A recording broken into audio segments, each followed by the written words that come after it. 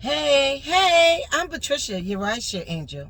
In today's video, I'm going to be talking to you about how to know your numbers, how to do your budgets, how to be prepared for when the IRS or Big Brother come and ask you for some of your expenses, or where did you get these numbers from when you applied for that EIDL or that PPP loan, either the first or the second go round.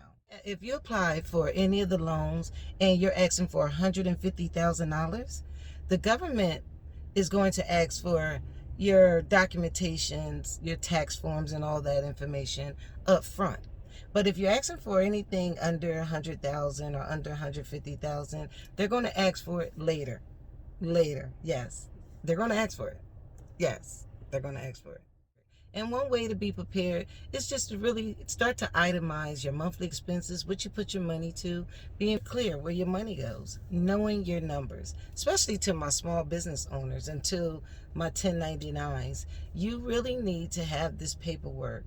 Yes, you have 3 years to file your taxes, but as you know, if you're applying for any of these EIDLs or PPPs, they want that information now. So this is encouraging people to go ahead and get their taxes done sooner than they probably ever got them done before, especially the ones that's non-W-2s. That being said, let's make sure that we know our numbers. And with me working with many people, I noticed that a lot of people do not take the time to want to know their numbers, but you have to, because this really helps you understand, do you need to bring in more? Do you need to maybe take on more loans, or however you might need to kind of position yourself to make your business or your life personal goals move forward. And you would need to know how much capital is needed. In order to know how much capital is needed, so you can know how much money you have to spend to maybe do stocks and bonds, or to maybe open up another location, get another car. In order to know that, you need to know the numbers. So follow me while I teach you on how to just do something simple, writing down your monthly expenses. Let's do a budget sheet together. Okay, let me show you the simple way on how to keep a budget sheet. The simple way is go to Walmart, get this for 25 cents, or you can go to Dollar Tree, anywhere. And then it doesn't have to be as big, but this is one I like to choose. And I like to write budget sheet, write the month, the year. I like to write the due date. Of course, they always say we need to pay ourselves, so always write savings there first. Of course, like most of us, at least $25 or $50 a month, so I'll put $100 there. Then you want to be sure to list your expenses. And now, again, you're the only one who's going to see this. So it's very clear that you be very specific about the things that you actually spend your monthly income on. So again, you take your income and you write that there as well. You list your credit cards. Due dates are very important because, as you know, affecting your credit is what can affect your credit if you pay your bills late. And of course, you can also then get to see if you're just going to pay the minimum. This is normally me writing the minimum, but I normally write next to it if I pay extra. But that's just a little extra thing that I do. But this is something I like to help everyone with, because you need to know your numbers.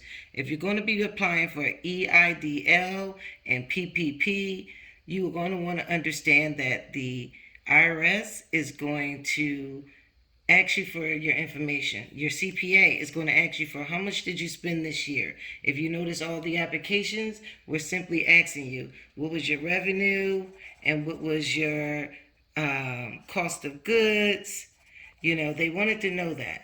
This is how you figure out your cost of goods, and then your revenue, and so forth and so on. So I just wanted to show you, this is one simple way to keep track of your own data, your own money that's leaving. This is my book from last year. I won't open it, but this is just me walking around, carrying it with me. Again, as a driver, I used to have it when I sit still between rides. I would hold it and just kind of go in and make sure that I don't have anybody that I need to pay. And this has been very helpful. And the very interesting thing is once you start to do this for 6 months to 12 months, you start to notice that maybe you can cut out a few of your maybe miscellaneous things, or maybe some of your Starbucks habit, you could change that to 100 to 75 now, because you've learned to do some things differently. So again, that's another video for another time. So now let me show you how to do it on Excel. And just like I showed you in the book, you would write your list of expenses that you spend your monthly income on, and then you would just itemize it via the months. Let me show you how I got that. So you just go ahead and type your expenses in. You type in the month. I like to do due date because, again, it's very important to know when your bills are due. And then you can just get, crazy with it. You can use colors up here. Again, there's some websites that you can learn Excel on if you don't already know it.